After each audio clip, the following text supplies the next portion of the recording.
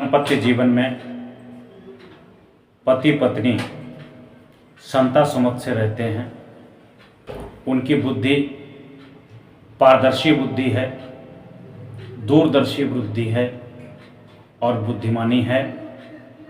दोनों बैठ के आपस में प्रेम करते हैं, दोनों समता सुमत से रहते हैं, दोनों एक दूसरे को वक्त देते हैं, दोनों एक दूसरे का धन्यवाद देते हैं, दोनों एक दूसरे से सुख दुख में सम्मिलित होते हैं, एक दूसरे का पूर्णतः ख्याल रखते हैं।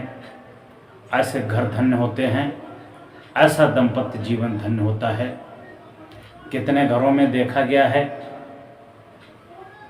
कि पति पत्नी की जोड़ी जैसे बैल और ऊंट की जोड़ी कभी तालमेल ही नहीं खाता, कभी उनकी बुद्धि ही नहीं मिलती। एक इधर को खींच रहा है तो दूसरा इधर को खींच रहा है। उस घर में कितना भी धन हो, कितना भी पैसा हो, कितनी भी बड़ी डिग्रियां हों, पत्नी के पास कितनी डिग्रियां हों, पति के पास कितनी डिग्रियां हों, चाहे पीएचडी की डिग्री हो, चाहे आईएएस पीसीएस की डिग्री हो, चाहे वो सभी वेदों ग्रंथों का ज्ञाता हो, अगर पति पत्नी में आपस में समता सुमित नहीं है, आपस में प्रेम नहीं है, आपस में बैठकर कार्य योजना नहीं बनाते हैं, आपस में बैठकर निर्णय नहीं लेते हैं, एक दूसरे को सम्मान नहीं देते हैं, ऐसे घरों में नरक वास करता है, काल वास करता है। जो अहंकार के भाव से, कुछ पैसे की वजह से पत्नी को धिक्कारते हैं, कुछ पत्नियां अपने मायके के दम पर, अपने मायके के पैसे वाले होने की वजह से पत्नियों को धुतकारती हैं।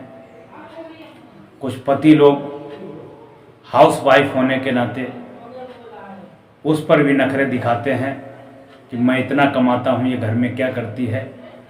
कुछ पत्नियां भी ऐसी हैं जो पढ़ी लिखी बहुत ज़्यादा हैं, उनके पति उतना नहीं पढ़े हैं, वो पतियों पर रुआब दिखाती हैं कि मैं इतना पढ़ी लिखी हूँ। ऐसे घर में सदैव नरक रहता है, ऐसे घर में उन्नति नहीं होती है, ऐसे घर में लक्ष्मी होते हुए भी चली जाती है।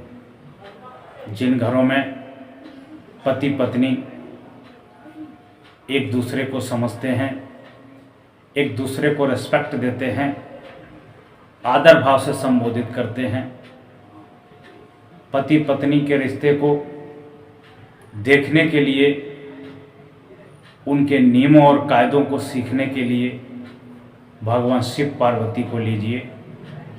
भगवान शिव अपनी पत्नी पार्वती से सदैव देवी कहते थे और देवी पार्वती अपने पति महादेव से सदैव देवादिदेव महादेव कहती थी, भोलेनाथ कहती थी, भगवान कहती थी, स्वामी कहती थी।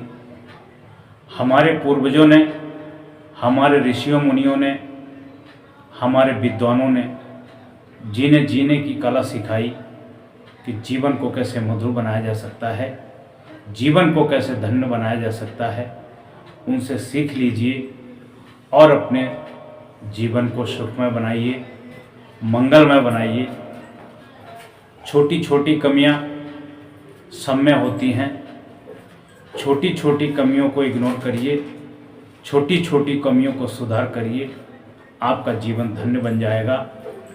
बड़ी बड़ी कमियां किसी में नहीं होती हैं, छोटा छोटा सब लोग सुधार करेंगे, सब सुधर जाएंगे। ये भी बात ध्यान रखना कि पूर्णता कोई व्यक्ति शुद्ध नहीं होता है, कोई न कोई कमी हर किसी के अंदर होती है। सबसे बड़ा वही होता है, सबसे बड़ा महान वही होता है जो दूसरों की कमी को माफ़ कर देता है, दूसरे की कमियों को क्षमा कर देता है। वही सबसे बड़ा विद्वान और दयालु होता है। जो छोटी छोटी कमियों पर नोक झोंक करता है, टकराव करता है, तुनक जाता है, वही व्यक्ति सबसे मूर्ख होता है। उसको जीवन में कहीं भी सुख शांति नहीं मिलती है। जीवन में सुख शांति लाने के लिए मन में थोड़ा संतोष उत्पन्न कीजिए, धैर्य उत्पन्न कीजिए, गम खाना सीखिए और अपने आचरण को पवित्र करिए। आपके जीवन में सुख बरसेगा और आप पाएंगे कि हम त्रेता युग में हैं, हम सतयुग युग में हैं, हम कलयुग से बहुत दूर हैं। आपका जीवन धन्य होगा। कलयुग, सतयुग, त्रेता और द्वापर, इन सभी के बारे में आपने भली बात सुना होगा और आपको लगता भी होगा ये दिन इस समय कभी रहा होगा।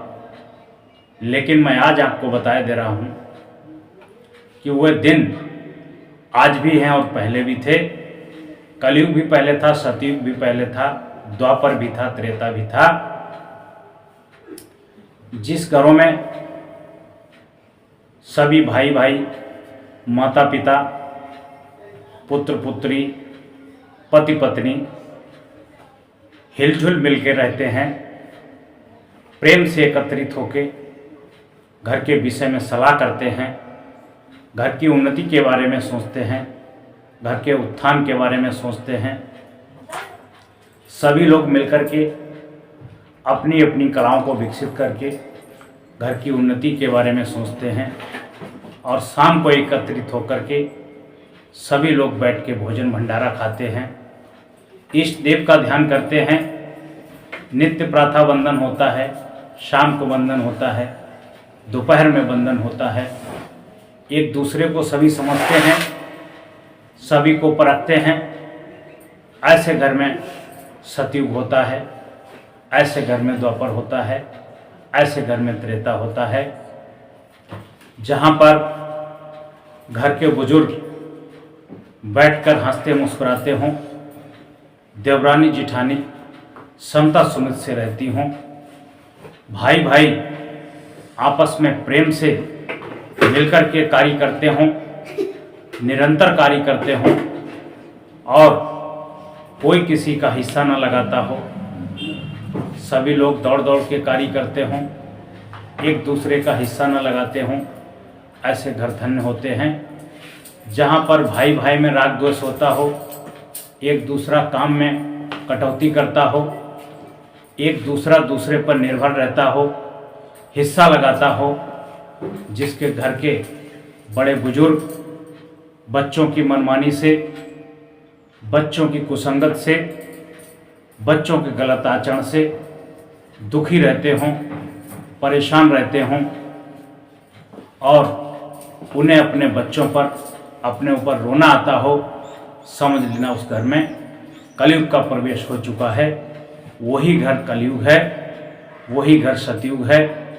केवल व्यक्ति अपने गुणों से, अपने आचरण से, अपने सदाचार से, अपने अनुशासन से, अपने नियम संयम से चाहे जितना अपने घर को स्वर्ग बना सकता है, अपने दुर्गुणों से, अपने अवगुणों से, शराब पीने से, जुआ खेलने से, समय बर्बाद करने से, गप लप करने से, नशा करने से, मांस मछली अंडा खाने से, दुनिया की बुराइयां प्रपंच से जितना चाहे उतना नरक कर सकता है। वो दिन आज भी हैं और पहले भी थे। ये हर व्यक्ति के ऊपर निर्भर करता है कि कौन कैसा अपना समय विकसित करता है, कौन अपने किस हिसाब से समय को अनुरूप करता है। सब इंसान के बनाए हुए दिन हैं। इंसान चाहे तो स्वर्ग बना सकता है,